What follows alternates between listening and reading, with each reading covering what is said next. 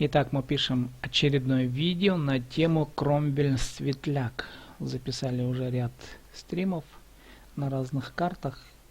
Ну и результаты свечения с Кромвелем, конечно, они зависят от того, как я сам умею играть или не играть. Ну и Кромвель как танк, он, конечно, уступает другим светлячкам, настоящим таким маленьким светлячкам из серии, из французской серии. Я сейчас не помню, как точно называется этот танчик. Маленький, такой очень быстрый. Но и тем не менее, Кромвелем тоже можно играть в светляка, высвечивать и даже иногда получать статус разведчика.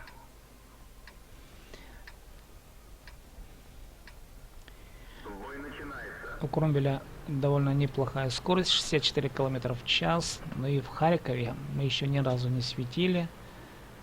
Но чтобы здесь посветить, надо пройти по главной улице, где обычно передвигается тяжа. Прямо сейчас лоб в лоб будем. О, блин. Ну да, не с танком мы столкнулись. Ну что, поехали тогда влево.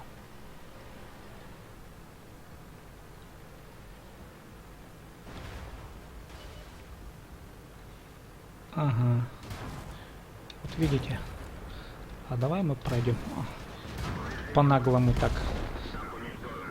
Ага, меня тут зажали.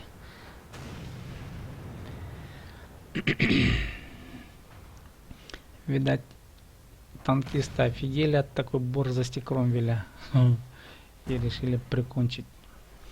Ну да ладно, наша задача была испытать Кромвель на тему стрима, но в условиях города. Ну, в условиях города постримить, наверное, можно, если очень осторожно. У меня осторожно не получилось, у меня получилось как-то очень неумело, нагло. Ну а мы тем временем будем смотреть дальше уже на действия наших танкистов, не стримеров, а обычных бойцов и воинов. Ну, счет уже 0-3.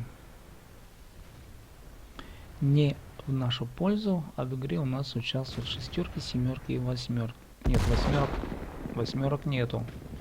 Семерки, а то обычно попадаешь и в команду восьмерок. Ну, они, конечно, еще те нагибаторы для шестерок. 2-6.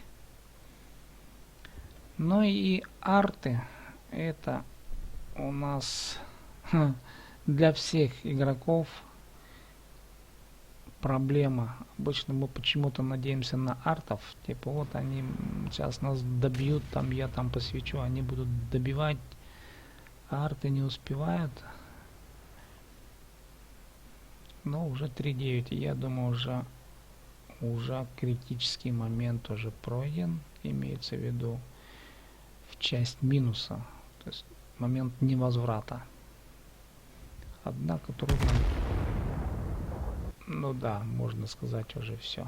Результаты будут известны. Сейчас подобьют еще один танк, вот этот вот сбоку.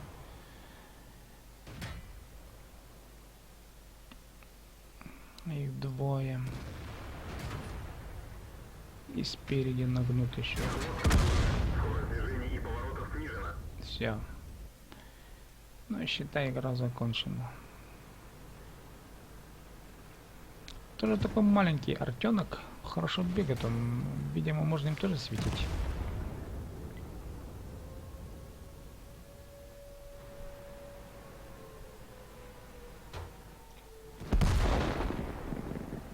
Арты горят как спички и лопаются как спички. Бжух.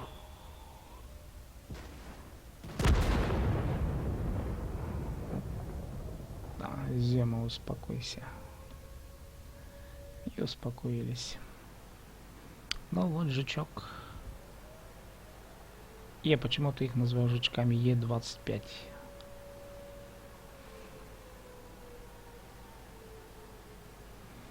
Довольно интересные танки, я на них никогда не играл, есть идея поиграть с жучками, в жучках, с жучками. Ну и если сейчас вот, ну да, клинч не удался, ну и там, наверное, проиграл бы все равно. Ну что же, каковы наши результаты? Да, результаты печальные. Раз, два, три, четыре, пять, шесть. 6 высветили, но результата по ним нет никакого. Имеется в виду добитий по светлякам. По высвеченным танкам нет. И ушли в минус мы 369.